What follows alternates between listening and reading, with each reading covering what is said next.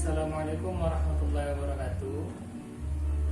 Baik, pada kesempatan kali ini saya Ahmad Fadlan yang mengampu mata kuliah Ekonomi Mikro di Universitas Pembangunan Pancabudi akan mencoba memberikan video pembelajaran karena zaman-zaman sekarang kita harus menggunakan pembelajaran daring. Baik, saya langsung saja karena memang saya akan berusaha tidak membuat video lebih dari 5 menit supaya kawan-kawan tidak bosan untuk menontonnya.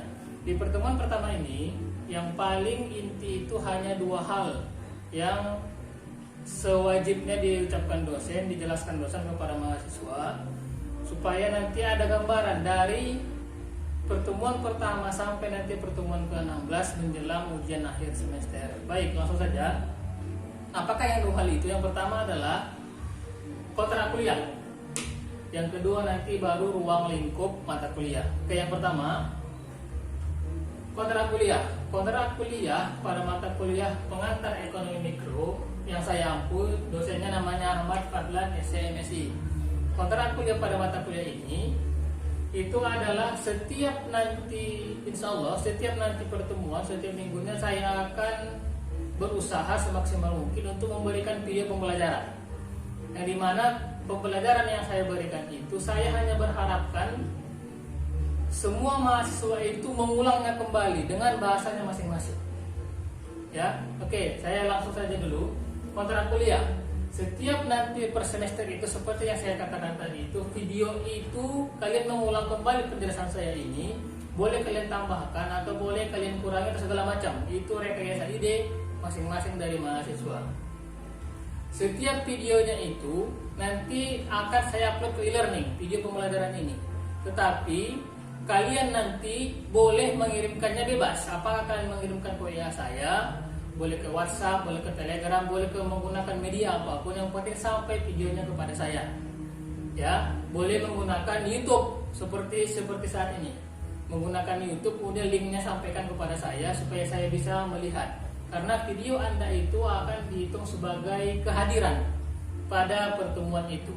Dan saya tekankan, saya akan memahami kawan-kawan yang berada di kampung halaman, yang dimana di kampung itu kemungkinan tidak selamanya, tidak setiap waktu itu jaringannya bagus. Jadi yang saya tekankan itu setiap ada pembelajaran setiap minggunya itu kalian harus membuat videonya. Itu maksimal 5 menit, sebaik mungkin tidak lebih dari 5 menit. Ya, dan pengirimannya itu tidak saya wajibkan itu di minggu yang sama, boleh kapan saja. Yang penting nanti sebelum ujian saya akan merekap atas nama ini si A dengan NIM sekian, kira-kira minggu keberapa dia belum mengirimkan video. Saya tidak mempermasalahkan kapan kalian kirim, yang penting kirim.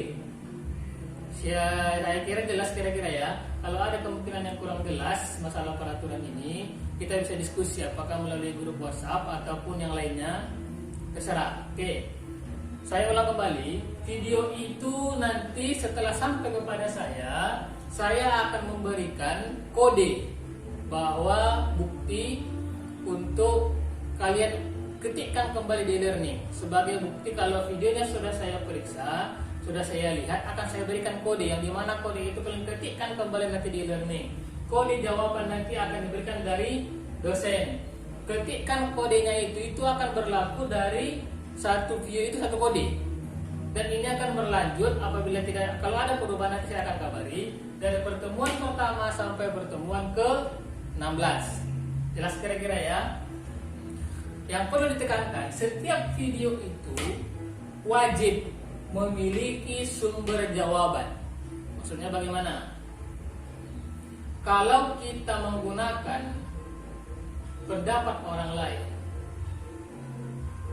dalam kalbamanya kawan-kawan itu melihat atau membaca dari internet atau membaca buku, sebaik mungkin supaya tidak dikatakan plagiat ataupun mencuri, maka sebutkanlah kalian itu mendapatkan sumber jawaban dari mana.